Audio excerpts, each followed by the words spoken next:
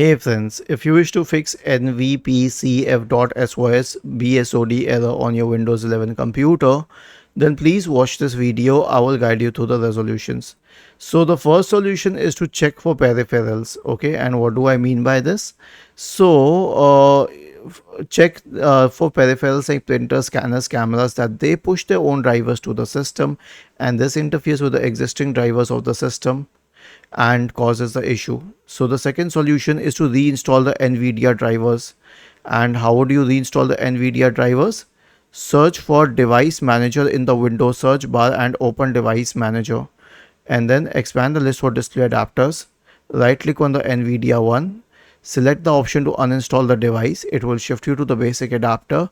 Click on action, select scan for hardware changes. The next solution is an SFC scan. Search for command prompt in the Windows search bar and click on Run as Administrator. Type the command SFC /scan now and hit enter to invoke the SFC scan. The last solution is a check disk scan. So search for command prompt in the Windows search bar and click on Run as Administrator. Type the command chkdsk /r/f and hit enter. Press Y and hit enter once again. Was this helpful? If yes, then please subscribe to the channel. If not, then let us know in the comment section of the video on how we could help you further. Thank you for watching this video and have a nice day.